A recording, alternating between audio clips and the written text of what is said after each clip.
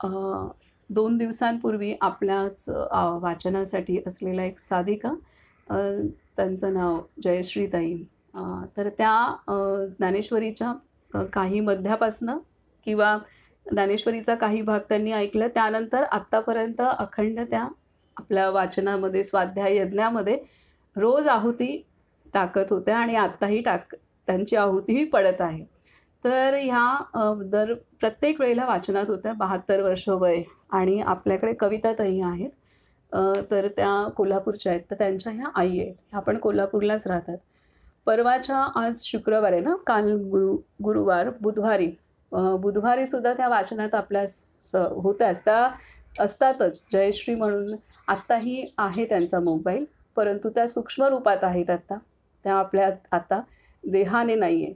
तर परवाच्या दिवशीचं पण वाचन जे होतं, त्या वाचनात मी त्या दिवशी थोडीशी माझी झोप लागली म्हणून 5-7-8 मिनिटं आधीच माझं उठणं झालं आणि मी जॉइन केल्यानंतर त्याच होत्या पहिल्या एकट्या जॉइन झालेल्या आणि मग मी ते ऑन करून ठेवलं आणि मग नंतर 2-3 मिनिटांनी सुरू केलं. तर त्यांना त्या दिवशी 4:30 वाजता थोडा त्रास होऊ लागला आणि मग वाचन चालू असतानाच 4:30च्या दरम्यान आणि नंतर त्यांच्याकडे एक पाहुणे आले होते. ते त्यांनी त्यांना घेऊन गेले आणि 5:30च्या दरम्यान त्या शांत झाल्या. तर त्यांना हार्ट अटॅकने त्यांना देवाज्ञा झाली. 72 वर्ष वय हे. तर त्या सनातन संस्था, आध्यात्मिक संस्था आहे, खूप मोठं कार्य आहे त्यांचं. तर त्यांच्या साधिका आहेत आणि कविताताईसुद्धा. तर ते दोघी पण आणि पूर्ण कुटुंबही कदाचित असावं. आपण ताईंकडून नंतर ऐकू सगळं. तर सांगायचं हे की त्यांनी आज दुपारी मी त्यांच्याशी बोलले. काल रात्री त्यांचा मेसेज होता. आज दुपारी फोन केला होता आणि तेव्हा त्यांनी सांगितलं की त्या निघताना त्यांनी कृष्णाला नमस्कार केला घरातून निघताना. थोडा त्रास वाटतोय म्हणून हॉस्पिटलमध्ये जायचं, उलटी झाली त्यांना, हॉस्पिटलमध्ये जायचं म्हणून निघताना नमस्कार केला. आतमध्ये नामस्मरण चालू होतं. आपलं नर्मदा पुराणचं आधी वाचन चालू असतानाच मध्येच त्रास झाला म्हणून निघाल्या आणि निघताना नमस्कार करून आतमध्ये नामस्मरण आणि त्यानंतर एक थोड्या वेळात त्यांना ह्या देहातनं त्यांना भगवंताने पुढील कार्यासाठी घेऊन गेले. तर किंवा पुढील कार्यच आहे. तर ही घटना घडली आणि आत्तापर्यंत त्यांनी सर्व वाचन ऐकलेलं आहे. त्यांची मूळ स्वतःची खूप मोठी साधना खूप अनेक वर्षांची आहे. स्वतः त्या करतच होत्या. परंतु हे एक समाधान आहे की त्या दिवशीचं त्यांचं श्रवण पण झालं मैयाचं आणि जवळ आपण आपलं नर्मदा पुराणच्या अर्ध्यापर्यंत आपण आलो आहोत आता. अर्धं आपलं पुराण वाचन झालं आहे आणि ते श्रवण पण त्यांचं झालं. म्हणजे मैयाची काय योजना असेल की आणि मैयाचं श्रवण ऐकत असताना 4:30च्या दरम्यान त्यांना त्रास होतोय आणि पुढे 1 तासात त्यांचा हे होतंय. म्हणजे अंतमती सगती जी आहे आणि ती त्यांची त्या पद्धतीने होणं, हे सगळ्यात खूप मोठी गोष्ट आहे. आता हे नर्मदा पुराणचं वाचन हे आत्ता आपण करणार नव्हतो. म्हणजे माझ्या मनामध्ये कारण आपण डिसेंबरपासून जवळ-जवळ महाराजांचं वाचन करत आलो आणि त्यानंतर ठरवलं की 1 महिना आपण करायचं नाही आणि 1 महिन्यानंतर आपण काही वाचन करूया. परंतु झालं असं की आपले सगळे आधीचे रेकॉर्डिंग्स जे होते तर त्याचं एकत्रित करून YouTubeवरती शेअर करणं हे काम खूप मोठं आहे आणि ते मला 5-6 महिने कोणी शिकवायलाच मिळालं नाही. त्यामुळे ते काम तसंच राहिलं. माझ्याकडे वेळ होता, पण शिकवायला कोण नाही झालं, योग नाहीच आला तो शिकण्याचा. आणि आत्ता अचानक माझा भाच्याच म्हणाला, की "मला येतं आत्तू, मी शिकवतो." त्याने 15-20 मिनिटात मला काही गोष्टी दाखवल्या आणि नंतर मी एक दिवस त्याच्याकडे ठाण्याला जाऊन पूर्ण 4-5 तासात सगळं दिवसभर बसून मी ते प्रॅक्टिस पण केली आणि 8वीतल्या मुलाने मला ते शिकवलं आणि त्याच्यावरती आपले व्हिडिओ सगळे आता एक-एक तयार होत आहेत. पण ते काम खूप मोठं आहे आणि त्याच्यासाठी नेटवर्क लागणार आणि त्याच्यासाठी मुंबईतच थांबणं गरजेचं आहे. म्हणून मी इथं थांबायचा विचार केला आणि इथे थांबतोच आहे तर मग आपण नर्मदा पुराण वाचूया. त्यामुळे महाराजांचं झाल्यानंतर लगेचच पुराण वाचायला घेतलं ह्या कामामुळे आणि तेव्हा असं झालं की काय योजना आहे भगवंताची काही माहीत नाही. परंतु हे इतका माझ्यासमोर त्या फाईल्सचा ढीग होता की आता ते कसं करू कुठून. आणि मग तरी पण महाराजांच्या वचनांमुळे मी स्वतःला शांत ठेवलं होतं की जे होतं ते चांगल्यासाठी, ह्यात काही कोणाचा म्हणजे दोष नसतो की 5-6 महिने वस्तू आहे, परंतु सांगायला यायला पण कोण आलं नाही किंवा असं सगळा होता, की सहज 10 मिनिटाच्या ह्याच्यात पण 15-20 मिनिटाच्या ह्याच्यात पण मला त्याच्यासाठी खूप प्रतीक्षा करावी लागली. तरी पण महाराजांमुळे मी सगळं दृष्टी आणि चित्तशुद्ध ठेवणं झालं. नाहीतर कुठलीही व्यक्ती असती तर मनात खूप म्हणजे वेगळं झालं असतं. तर असं सगळं होतं. पण मग मला मनात हाच होता, की काय योजना आहे परमेश्वराची आणि जे वाचन नंतर होणार होतं, ते वाचन आत्ता सुरू झालं आणि हे वाचन तसं एकटं बसला तर इतकं म्हणजे थोडं अवघड वाटतं, की हे सगळं इतिहास आणि हा एकदम असा इतिहास आहे, की एकदम प्राचीन इतिहास आहे पूर्ण. तर एकट्याने वाचणं हे नाही आणि आता इतकं रमून जायला होतं, जेव्हा आपण सगळे एकत्र वाचतो, तेव्हा हे असं वाटतं वाचतच राहावं. ह्या पद्धतीने ते घडतंय आणि जे नंतर होणार होतं ते आत्ता घडलं वाचन. आणि हे सगळं घडणं, की कुठल्या वेळेला काय घडायला पाहिजे जीवनामध्ये, प्रत्येकाच्या जीवनामध्ये आणि आपण एकमेकांचे ऋणानुबंध असतात आपले एकमेकांशी, म्हणून आपण एकत्र आहोत.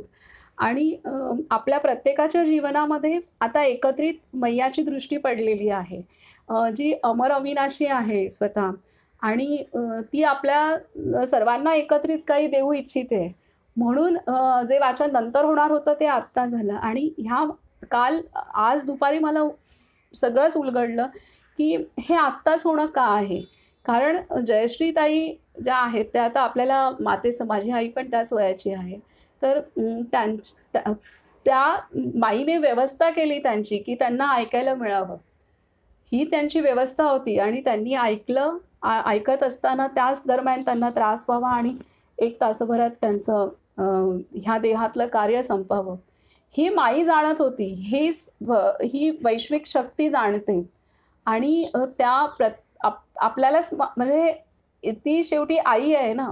हे विश्व जे आहे आपण एकमेकांचे भाऊ-बहीण, आई-वडील, पती-पत्नी, मित्र-मैत्रिणी लागत असू, तरीसुद्धा आपल्या सर्वांचाच पिता, माता जी आहे, ती सर्वांचं कल्याण समजते आणि ती त्रिकालदर्शी असल्यामुळे काय घडणार आहे आपल्या सर्वांच्या जीवनामध्ये आणि त्यासाठी काय आवश्यक आहे आणि आपण जे आत्तापर्यंत आपल्याकडून काही घडत आलेलं आहे, त्याचं फलित काय द्यायला पाहिजे या जीवाला, त्याचा उद्धार कशा पद्धतीने करायला पाहिजे, त्याला पुढची गती कशी, हे सगळं ती सृष्टीतली जी वैश्विक शक्ती आहे, तिला परमेश्वर म्हणू आपण, तिला सद्गुरुतत्व म्हणू, तिला कोणतीही तिला उपमा द्या, तर तिला सगळं माहीत आहे. त्यामुळे त्या योजना त्या अंतर्गत चालतात आणि ते आपल्याला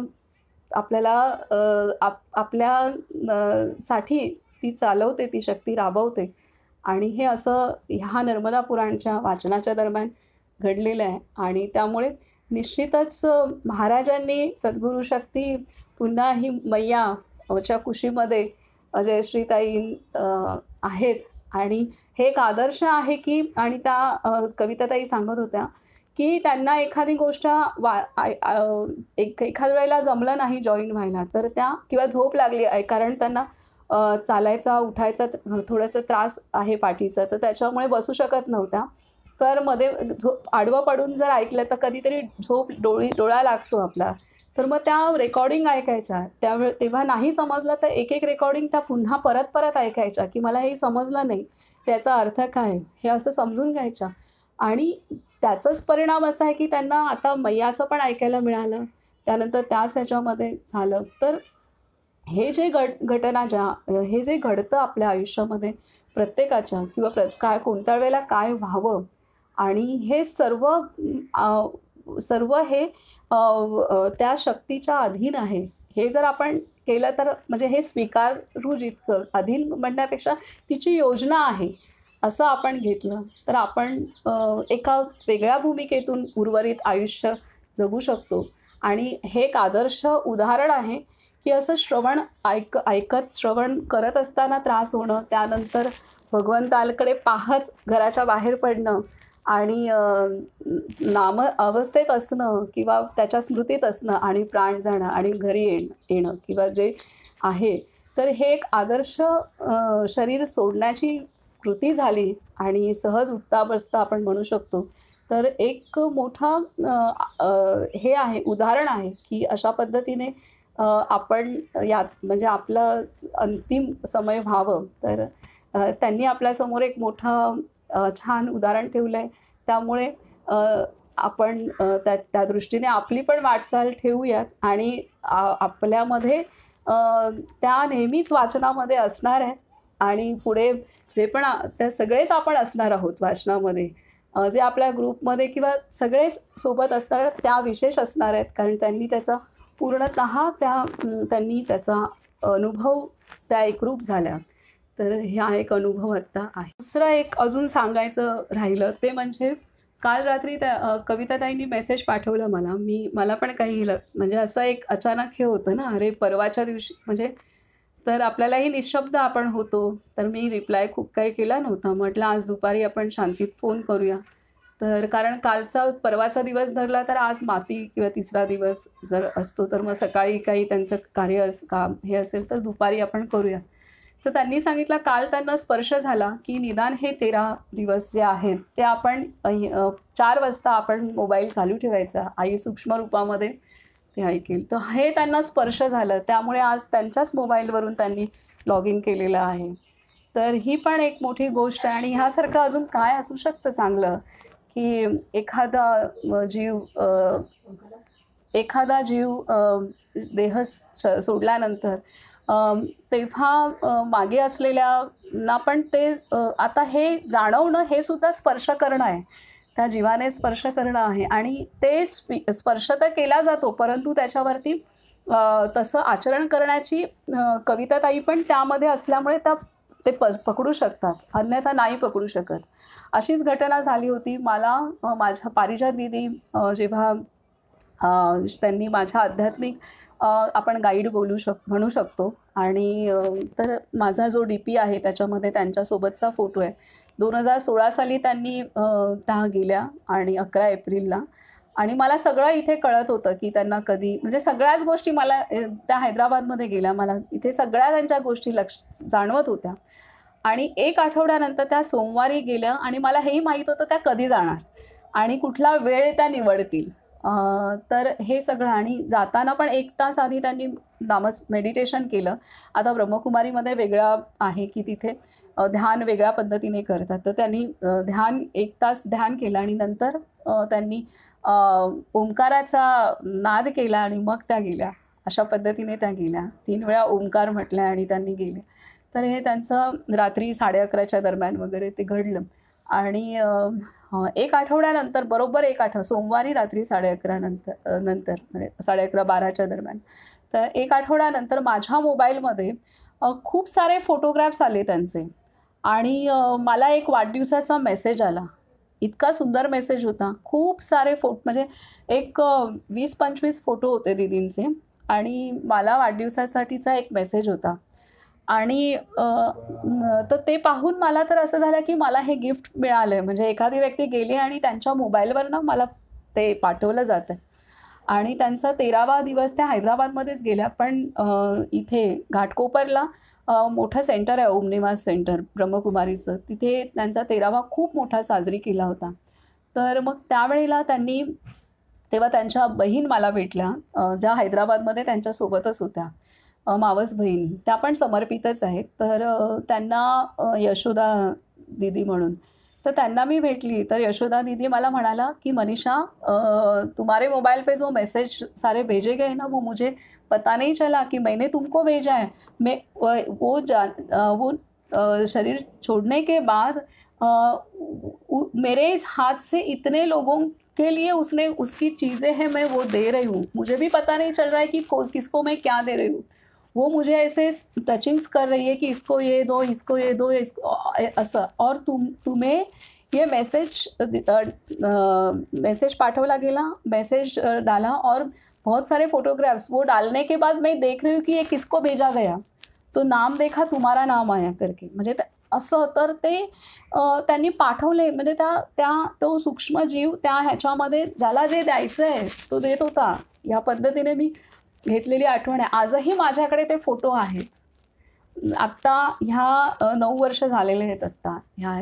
आजही माझ्याकडे ते सगळे फोटो आजही कडे आहेत. ते मोबाईल त्यानंतर 3-4 2-3 मोबाईल तर झाले, त्यानंतर 3 मोबाईल झाले, हा 4था असेल. पण ते फोटो माझ्याकडे आहेत आजही. तर ते जे पाठवले गेल्यानंतरही आलेले फोटो, आणि त्यांच्या बहिणीने सांगितलं की मी ओळखत नाही त्या लोकांना पण तिच्या वस्तू देते, आणि असं सगळा प्रकार तिने माझ्याकडून करून घेतला हे आहे. तर आजही आत्ता पण जयश्रीताई त्यांच्या मोबाईलवरून, तर हे सगळं सूक्ष्म जगत असतं आणि प्रत्येक जीवासाठी जे कल्याणकारी असतं ते त्या जीवनात घडत असतं. आपण ते त्याला स्वीकारलं पाहिजे आणि आपण त्यांना दुवा दिली पाहिजे की जिथं पण ही यात्रा आहे, शेवटी प्रवास आहे, तर आध्यात्मिक दृष्टीने चांगल्या रीतीने पुढे वाटचाल घडावी.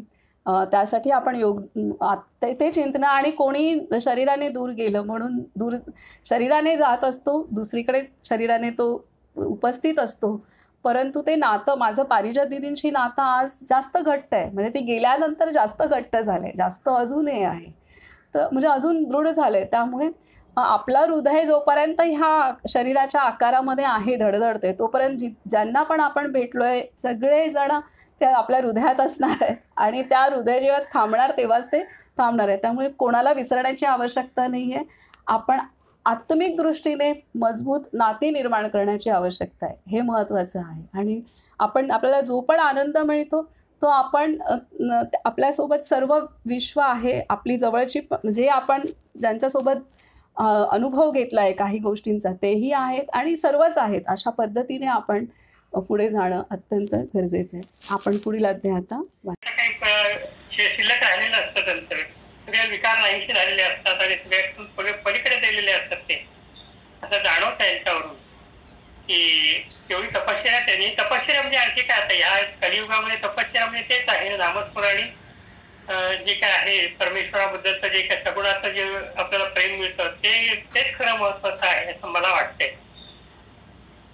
बरोबर आहे. आणि त्या अनुसंधानात राहणं कोणताही ना कोणत्या निमित्ताने, म्हणजे कुठलाही ह्याने, हे किती म्हणजे मला पण आश्चर्य वाटतंय.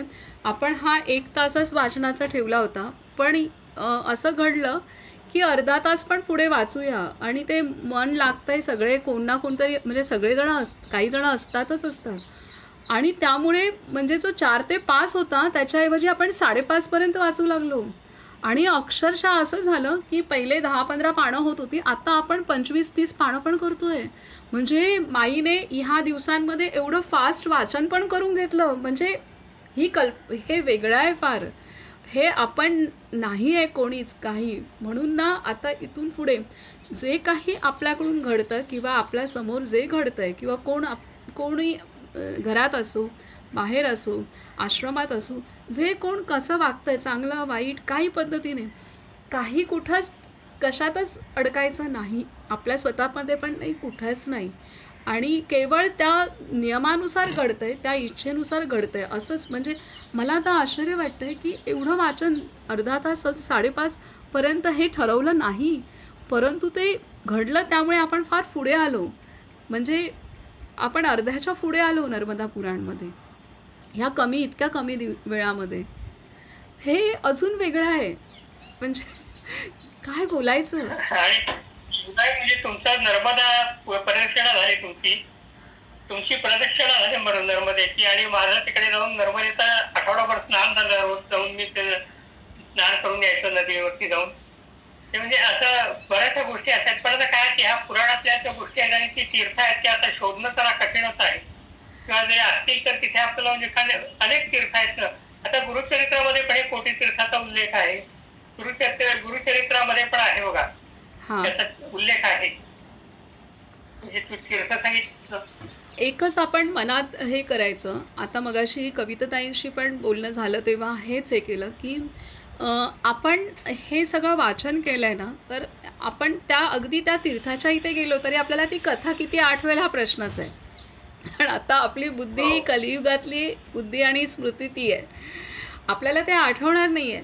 परंतु आणि त्या आठवला तर ओके, नाही तरी ठीक आहे, परंतु भावार्थ हा आहे की आपण त्या तीर्थाच्या ठिकाणचं आता महत्त्व जाणू शकतो की इथे झालेली आहे तपस्या आणि मुळातच ते पवित्र क्षेत्र आहे, अमर अविनाशी क्षेत्र आहे आणि मैया तिथे जलरूप ते साक्षात ऊर्जा वाहते ती आहे आणि आपण फक्त शांत राहायचं आणि आपण ते अनुभवायचं, बस बाकी काही नाही लक्षात राहिलं. म्हणजे ह्या जे आता तुम्ही गुरुचरित्राचं पण म्हणालात किंवा पुराणाचं पण, आता आपण नर्मदा तटी जाऊ तर आपल्या लक्षात नाही अनेक तीर्थ आपली पायी जाणाऱ्यांची पण सगळीच तीर्थ होतात असं नाही, कारण जो रस्ता धरला आहे त्या रस्त्यात जी असतील ती होतील, त्यामुळे 2-3 वेळा केल्यानंतर त्यांची कदाचित बरीच तीर्थ पूर्ण होतील असं आहे, पण एका पायी यात्रेत पण पूर्ण होतील असं पण नाही आहे. परंतु तिथे आता मी एक फक्कड बाबा म्हणून आहेत, त्यांचं मी व्हिडिओ ऐकला, मी टाकेन ग्रुपवरती, पण इतका सुंदर व्हिडिओ आहे तो 2 सेशन्स झालेत त्यांचे, तर 2 ऐकले. तर त्यामध्ये त्यांनी सांगितलं आहे की तिथे असा एक अणुमात्र पण भाग नाही आहे की तिथं तपस्या नाही झालेली आहे. तर आपण हेच ठरवायचं. ज्ञानेश्वरीमध्ये पण माऊलींनी तेच सांगितलं ना, ह्या विश्वामध्ये अणुमात्र जागा नाही आहे की तिथे भगवत शक्ती नाही आहे. अणुमात्र तसंच आहे की आपण ह्या तीर्थांच्या ठिकाणी इतकी तपस्या झाली आहे, त्यामुळे कुठे कोणाची ह्याची आवश्यकताच नाही आहे, कारण ते तपस्याची शक्ती तिथं आहे उपस्थित. आपल्याला फक्त शून्य व्हायचं आहे, म्हणजे आपलं सगळं अस्तित्व आपण तिथं समर्पित करून माईला द्यायचं आहे ते आणि बसायचं आहे. तर ह्या पद्धतीने म्हणजे जाणवलं हे. आम्ही दुपारी कविताताईंशी पण बोललो, त्यामुळे आपण खरंच म्हणजे शब्द नाही आहेत आपल्याला, हे सगळं प्राप्त होतं आहे आणि आपले असेच भाव राहूत बाबा नेहमी.